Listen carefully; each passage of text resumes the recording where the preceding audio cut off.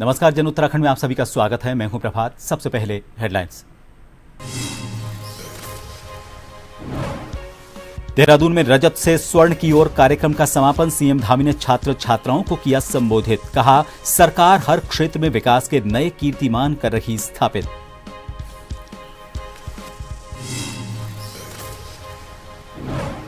प्रदेश में 30 अप्रैल से चारधाम यात्रा। 15 लाख से ज्यादा लोगों ने कराया पंजीकरण। प्रशासन जुटा तैयारी में। 25 अप्रैल तक पूरे होंगे सभी काम।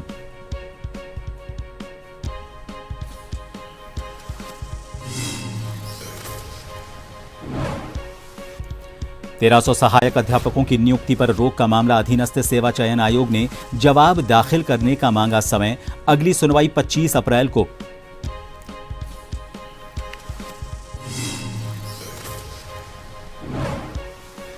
गर्मी से पहले उपभोक्ताओं को लगा झटका। उत्तराखंड विद्युत नियामक आयोग ने की बिजली के दामों में बढ़ोतरी की घोषणा, लेकिन यूनिट बढ़ेंगे हर यूनिट पर 33 पैसे।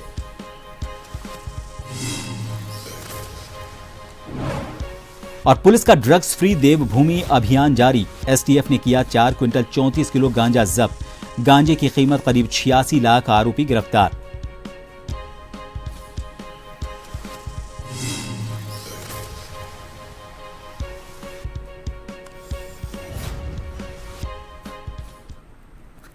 देहरादून में मुख्य सेवक सदन में आयोजित रजत से स्वर्ण की ओर कार्यक्रम के समापन पर सीएम धामी ने शिरकत की। प्रदेश भर से आए छात्र छात्राओं को संबोधित किया।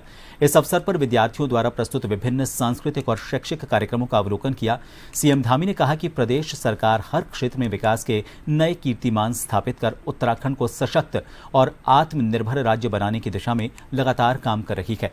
राज्य स्थापना के स्वर्ण जयंती वर्ष को लक्ष्य मानते हुए हम योजनाओं को प्रभावी ढंग से क्रियान्वित कर समग्र विकास का खाका तैयार कर रहे हैं।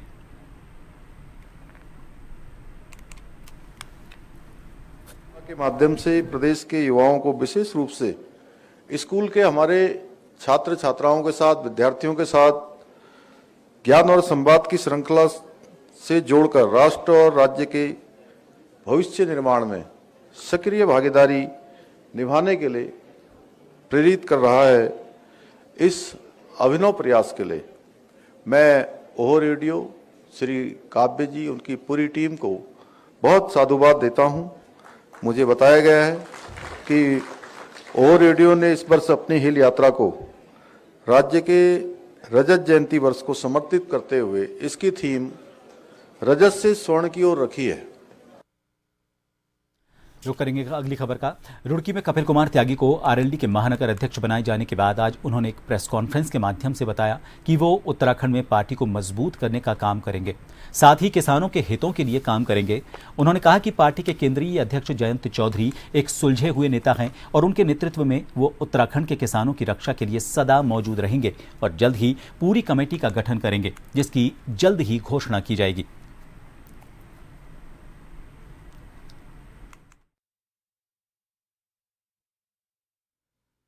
सबसे पहले तो ये है कि हमारी जो पार्टी के राष्ट्रीय अध्यक्ष श्री माननीय जयंत चौधरी जी हैं, वो हमेशा जो है किसानों के हित में रहे। चौधरी चरण सिंह जी भी किसानों के मसीहा कहे जाते हैं और चौधरी अजीत सिंह भी किसानों के मसीहा कहे गए हैं, क्योंकि उन्होंने हमेशा जो है किसानों के हक में लड़ाई लड़ी है। और हमारा मानना है कि एक छोटे से कार्यकर्ता से लेकर बड़े कार्यकर्ता तक, बड़े राष्ट्रीय अधिकारियों तक हमारी सभी की एक नीति है कि किसान की और मजदूरों की भलाई की जाए, किसानों के मुद्दों को सरकार के सामने रखे जाएं और उनकी समस्याओं का समाधान किया जाए। उत्तराखंड में चारधाम यात्रा 30 अप्रैल से शुरू होने वाली है। 30 अप्रैल को यमुनोत्री और गंगोत्री के कपाट खुलने के साथ ही चारधाम यात्रा की शुरुआत हो जाएगी। इस बार चारधाम यात्रा को लेकर अभी से करीब 15 लाख से ऊपर लोगों ने रजिस्ट्रेशन करवा लिए हैं। इस बार चारधाम यात्रा को लेकर यह अनुमान लगाया जा रहा है कि इस बार आने वाले श्रद्धालुओं की संख्या काफी ज्यादा रहने वाली है। चारधाम आने वाले श्रद्धालुओं को किसी प्रकार की कोई दिक्कत ना हो, इसके लिए संबंधित सभी विभाग लगातार काम कर रहे हैं। चारधाम यात्रा को लेकर पीडब्ल्यूडी सचिव पंकज कुमार पांडेय ने कहा कि चारधाम यात्रा की तैयारी जनवरी से कर रहे हैं और इसके लिए 3 एजेंसियां काम कर रही हैं। उन्होंने कहा कि 25 अप्रैल तक सड़क से संबंधित सभी काम पूरे कर लिए जाएंगे, जिससे आने वाले श्रद्धालुओं को किसी प्रकार की दिक्कत का सामना नहीं करना पड़े।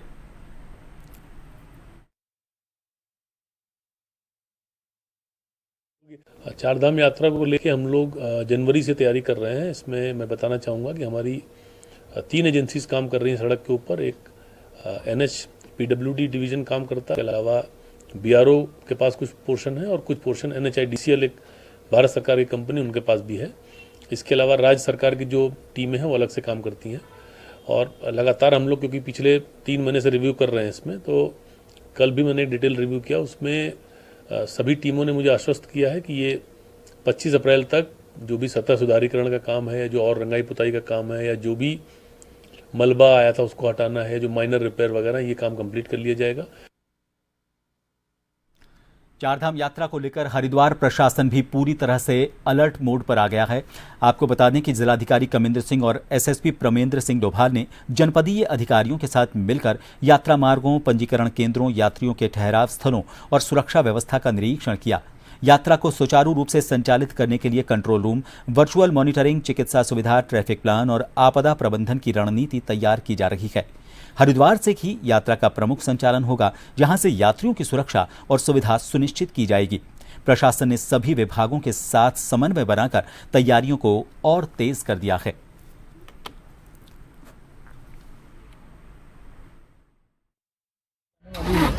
उसमें किस प्रकार से हम लोग ट्रैफिक व्यवस्था को सुचारू कर सकेंगे, किस प्रकार से कहाँ से ट्रैफिक को लेना है, कहाँ से निकालना है, और उसके अलावा हम होल्डिंग एरिया कहाँ कहाँ बनाएं, रजिस्ट्रेशन कैसे करें, ताकि जो यात्री आ रहे हैं उन्हें किसी प्रकार की दिक्कत ना हो और उनको रुकने की व्यवस्था हो, पीने की पानी की व्यवस्था हो, टॉयलेट की व्यवस्था हो, तो सारी चीज़ों को सुचारू करने के लिए हम लोग व्यवस्था करें। सर कहाँ से कहाँ तक का ये निरीक्षण अभी किया गया है?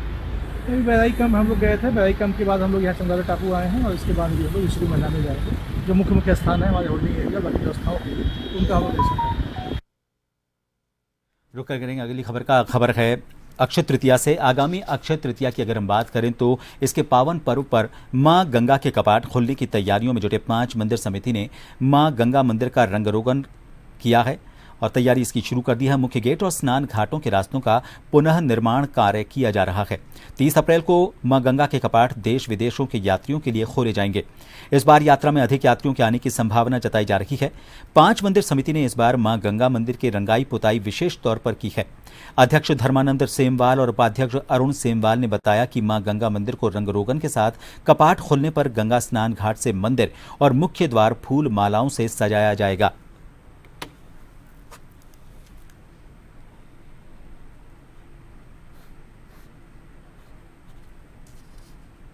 इस तारीख को अक्षय तृतीया के दिन यमुनोत्री एवं गंगोत्री 2 प्रमुख धामों के कपाट खुलने हैं और आप देख सकते हैं कि किस प्रकार से पंडा समाज, प्रशासन एवं स्थानीय लोग मंदिर परिसर में साफ सफाई एवं रंग रोगन का कार्य करवा रहे हैं और सभी लोग स्थानीय व्यापारियों से लेकर पूरा प्रशासन एवं पंडा समाज पूरी तैयारी के साथ जुटा हुआ है कि ताकि आने वाले समय में श्रद्धालुओं के लिए अच्छी से अच्छी व्यवस्था की जाए और सभी लोग आस्था के साथ जो भी आते हैं उन्हें किसी भी प्रकार की कोई परेशानी न हो। गंगोत्री मंदिर समिति द्वारा गंगोत्री के रंगरायन का कार्य शुरू हो चुका है। अगले हफ्ते तक रंगरायन का कार्य पूरा हो जाएगा और प्रशासन की मैं अपने तहे दिल से धन्यवाद करना चाहूँगा कि जिस तरीके से घाट का निर्माण, फिर उसको घाट का जो पुनर्निर्माण किया जा रहा है और उसका जो प्रशासन द्वारा और सिंचाई विभाग द्वारा किया जा रहा है वो जमीनी स्तर पर काफ़ी अच्छा है और साथ में बिजली की पूर्ति तथा पानी की पूर्ति पर भी कार्य किया जा रहा है। जय श्री गंगा। उत्तराखंड में एक बार फिर आम उपभोक्ताओं को महंगाई का करंट लगने जा रहा है। दरअसल प्रदेश में उत्तराखंड विद्युत नियामक आयोग ने विभिन्न वर्गों के लिए बिजली के दामों में बढ़ोतरी की घोषणा की है। इसमें फिक्स चार्ज की बढ़ोतरी नहीं की गई है, लेकिन प्रति यूनिट बिजली के दाम करीब 33 पैसे तक बढ़ाए गए हैं। उत्तराखंड विद्युत नियामक आयोग ने प्रदेश में घरेलू और व्यावसायिक समेत विभिन्न वर्ग के उपभोक्ताओं के लिए नई दरों की घोषणा की है। आयोग ने पिछले साल के टैरिफ के लिहाज से घरेलू उपभोक्ताओं के लिए 33 पैसे की दर से वृद्धि की है। इसी तरह व्यावसायिक उपभोक्ताओं के लिए 42 पैसे की वृद्धि की गई है। छोटी इंडस्ट्री के लिए 36 पैसे और बड़ी इंडस्ट्री के लिए 46 पैसे की बढ़ोतरी की गई है। उधर इलेक्ट्रॉनिक्स व्हीकल चार्जिंग स्टेशन में 65 पैसे की बढ़ोतरी सुनिश्चित की गई है।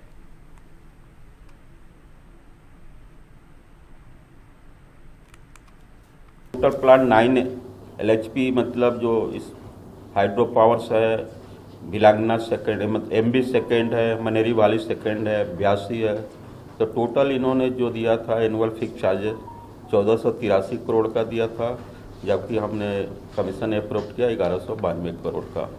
इसी प्रकार ट्रांसमिशन का भी एनुअल ट्रांसमिशन चार्जेस इन्होंने 1739.76 का क्लेम किया था, हमने अप्रूव जो किया है 562.87।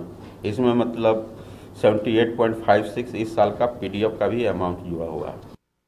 हाईकोर्ट ने प्रदेश में विभिन्न कैडर के न्यायिक पदों पर भर्ती के लिए रिक्त पदों की संख्या सहित भर्ती प्रक्रिया निर्धारित कर दी है। इसके अनुसार हायर जुडिशियल सर्विसेज सिविल जज ने एक सीनियर और जूनियर डिवीजन के पदों पर नियुक्ति प्रक्रिया का निर्धारण किया है।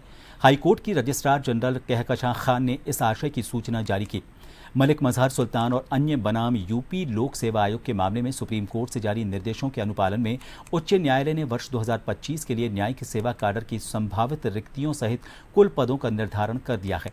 इसके अनुसार हायर जुडिशियल सर्विस में 65% पदों पर भर्ती सिविल जज सीनियर डिवीजन के पद से मेरिट और वरिष्ठता के आधार पर पदोन्नति से की जाएगी। इस श्रेणी में संभावित पदों की संख्या 3 होगी।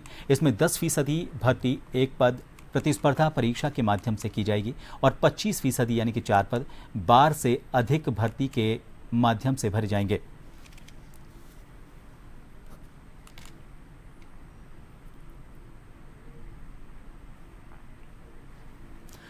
नैनीताल हाईकोर्ट ने प्रदेश के करीब 1300 सहायक अध्यापक एलटी के चयनित अभ्यर्थियों को विभागीय नियुक्ति पत्र देने पर लगी रोक जारी रखी।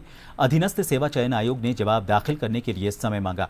नैनीताल हाईकोर्ट ने प्रदेश के करीब 1300 सहायक अध्यापक एलटी के चयनित अभ्यर्थियों को विभागीय नियुक्ति पत्र देने पर लगी रोक जारी रखी। अधीनस्थ सेवा चयन आयोग ने जवाब दाखिल करने के लिए समय मांगा। इस पर हाईकोर्ट ने कहा कि इसमें अधिक समय नहीं लगना चाहिए क्योंकि विद्यालयों में शिक्षकों की नियुक्ति का मामला है। इस पर अगली सुनवाई 25 को होगी। न्यायमूर्ति रविंद्र मैठाणी की एकल पीठ ने यह आदेश दिया।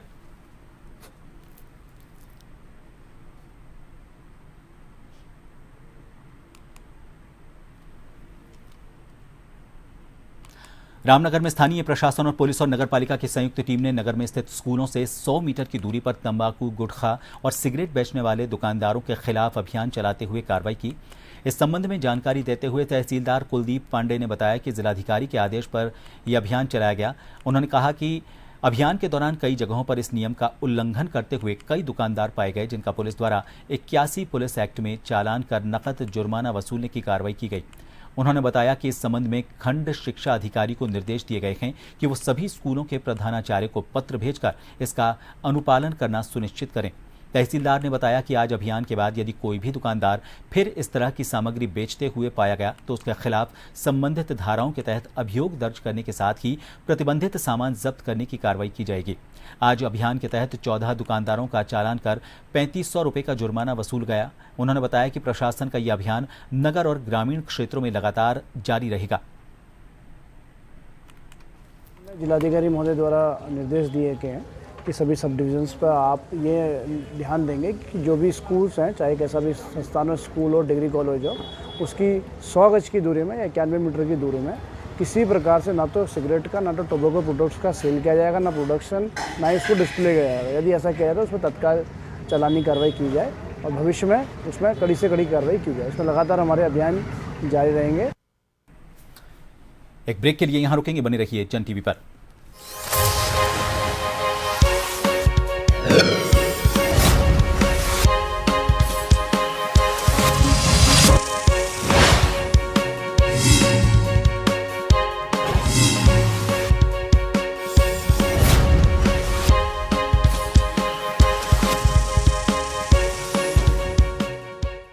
कसौटी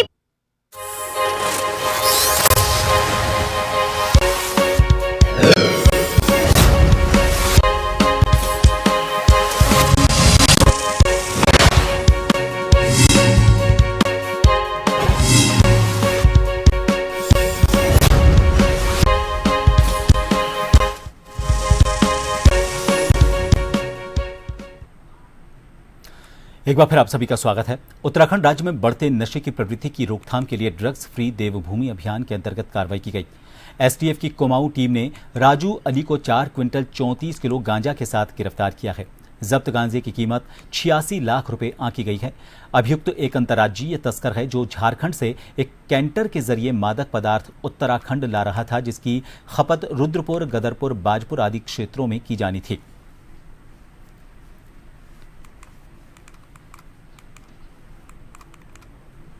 माननीय मुख्यमंत्री जी के निर्देशन में ये ड्रग फ्री देवभूमि जो अभियान चल रहा है पुलिस हेडक्वार्टर्स द्वारा, इसके तहत लगातार हमारी एएनटीएफ एसटीएफ भी कार्रवाई कर रही है। और इसी में जो देहरादून में जो हमारी एसटीएफ यूनिट है और कुमाऊं में एसटीएफ यूनिट है, और इसमें उधमसिंह पुलिस के साथ सहयोग के साथ एक ये रिकवरी हुई है, और ये अब तक की सबसे बड़ी रिकवरी है उत्तराखंड की। इसमें 434 किलोग्राम गांजा रिकवर किया गया है एक ट्रक में, और उसमें अलग अलग कैबिन्स कंपार्टमेंट्स बना के इसको कंसील किया गया था।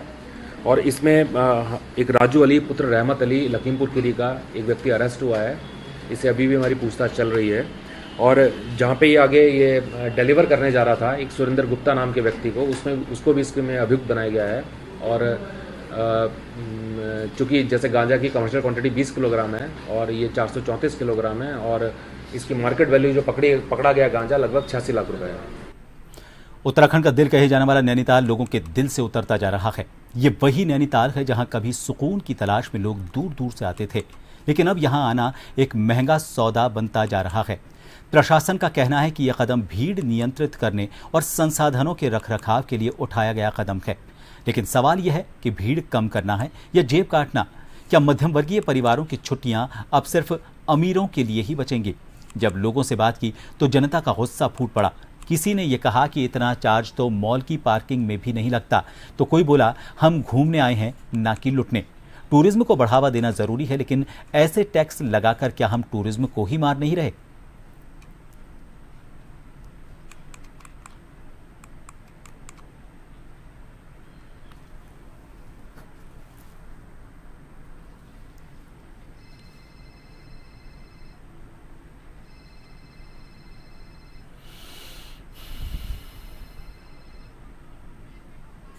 नहीं, इसमें मैं समझता हूँ या तो शासन की गलती है या प्रशासन की गलती है।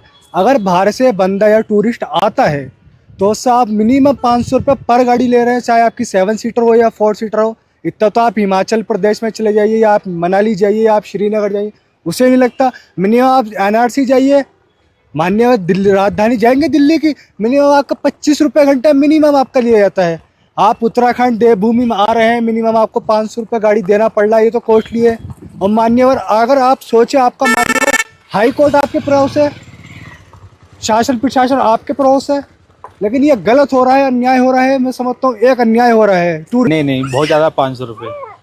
पहले कम था, 160 रुपये था शायद, अभी एक साथ उन्होंने 500 रुपये कर दिए। बहुत ज़्यादा किया है, डबल से भी ट्रिपल कर दिया उन्होंने। पार्किंग चार्ज अगर कम हो जाते हैं तो हमारा जेब पे हमारा खर्च कम होगा हमारा, और अपने और किसी खर्चे में हम उस पैसे को यूज़ कर सकते हैं। देखिए, ऐसा इफेक्ट पड़ा है, जो डेली बेसिस के लोग आते थे जैसे हल्द्वानी, रामनगर, काशीपुर, रामपुर, या सुबह आते थे शाम को चले जाते थे, तो इनको ऊपर काफ़ी इफेक्ट पड़ा है। बिकॉज हर एक गाड़ी के ऊपर आप 800 रुपये एक्सपेंशन मान के चलिए, 300 रुपये एंट्री कर दिए, 500 रुपये पार्किंग का कर दिया, प्लस चालान 2000 से नीचे का कर नहीं रहे। तो अगर आदमी पर डे के हिसाब से आता है, सुबह आके शाम को जाना चाहता है, तो उसे अपना 800 से लेकर के 800 तो देने ही देने हैं, प्लस 1000-2000 रुपये का चालान वो लेके चलता है, तो उसके लिए एक्सपेंशन ज़्यादा हो जाता है। तो उसने नैनीताल का रुख बंद करके इधर मुक्तेश्वर वगैरह, रामनगर वगैरह का रुख कर लिया है। जो हमारे लोकल्स आते थे हल्द्वानी वगैरह से, तो हमारे नैनीताल में इससे काफ़ी बिजनेस पे इफेक्ट पड़ा है। काशीपुर आज के आधुनिक युग में जहां सभी कुछ आधुनिक हो गया है, वहीं आज भी अपनी परंपरा, प्राचीन वस्तुओं का अपना अलग महत्व है। अभी भी लोगों का मानना है कि खाने के साथ चटनी का मजा पत्थर के सिलबट्टे पर हाथ से बनी चटनी में ही आता है। काशीपुर के चैती मेले में सिलबट्टा और चक्की के पार्ट्स बनाने वाले कारीगर सबसे पहले आकर सबसे आखिर में जाते हैं। पूरे मेले में अपनी रोजी रोटी कमाने के लिए चिलचिलाती धूप में भी पत्थर को तराश कर उन्हें नया रूप देने में लगे हुए हैं। पिछले 2 वर्षों से कोरोना के चलते चैती मेले का आयोजन नहीं होने से इस बार इन पत्थर के कारीगरों को उनके सामान की अच्छी बिक्री होने की उम्मीद है।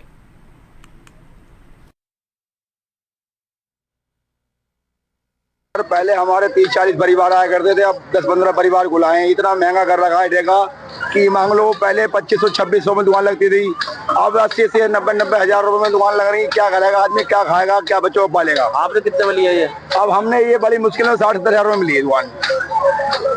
इसमें क्या क्या लगाता है? कितने दिन पहले से यहाँ की तैयारी करते थे चाय पीने? सर हम तो 2-3 महीने पहले तैयारी करते हैं और पहले से आते हैं, लस ब्लाइश में जाते हैं हम। अब इतना महंगा ठेका है, ग्राहक लेने चाहता नहीं इस चीज को, बोले महंगा है महंगा है महंगा, लेते ही नहीं, भाग जाता ग्राहक छोड़ के।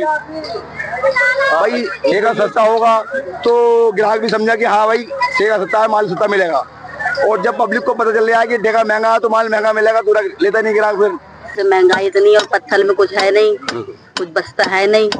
और फिर ये क्या नाम है, बहुत से लोग कहते हैं सिलबटना क्या करेंगे खरीद के। मिक्सी हमारी चल रही है तो हमें मिक्सी से मजा आया कि सिलबटनों में कुछ मजा मिले। आप क्या मानते हैं कि जो सिलबटने की चटनी है और सब चीजें हैं? सिलबटनों की चटनी भी अच्छी लगे, मसाला भी सही लगे। लोग बात सोचते हैं कि जरा पीसने में दिक्कत होती है, हमारी मिक्सी बढ़िया है, खड़े खड़े पिस गया मसाला, लाइट लगाए तार लगाए पिस गया मसाला। देखिए मैंने 3-4 साल पहले लिया था और जैसे कि महंगाई बढ़ी है उसके हिसाब से इनकी वैल्यू इतनी नहीं बढ़ी, कीमतें इतनी नहीं बढ़ी हैं इनकी। जैसे मैंने पहले 100-150 रुपए के लिए थे, अब 400-500 रुपए के हैं। तो बहुत ज्यादा नहीं बढ़ी है, जितनी मेहनत है और इन लोग इतनी दूर से आते हैं, यहाँ दुकान लेने में भी इनका पैसा लगता है, इन्हें भी कुछ फायदा होना चाहिए। तो इनको इतना फायदा हो जाता होगा थोड़ा बहुत ही जितना ये लगा रहे हैं। और चलते चलते एक बार फिर रुक करेंगे इस वक्त की हेडलाइंस का। देहरादून में रजत से स्वर्ण की ओर कार्यक्रम का समापन। सीएम धामी ने छात्र छात्राओं को किया संबोधित, कहा सरकार हर क्षेत्र में विकास के नए कीर्तिमान कर रही स्थापित।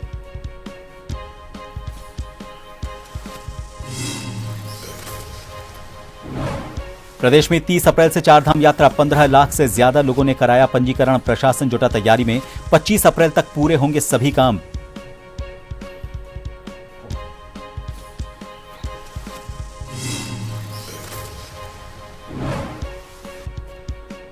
तेरह 1300 सहायक अध्यापकों की नियुक्ति पर रोक का मामला, अधीनस्थ सेवा चयन आयोग ने जवाब दाखिल करने का मांगा समय। अगली सुनवाई 25 अप्रैल को।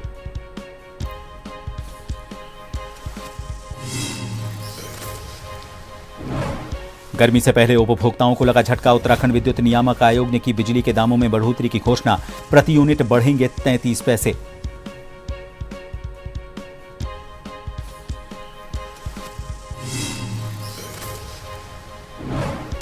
और पुलिस का ड्रग्स फ्री देवभूमि अभियान जारी। एसटीएफ ने किया 4 क्विंटल 34 किलो गांजा जब्त। गांजे की कीमत करीब 86 लाख।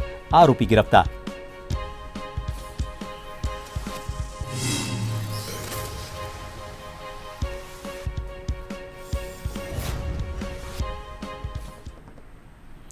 इन सभी खबरों के साथ इस बुलेटिन में फिलहाल के लिए इतना ही। नमस्कार।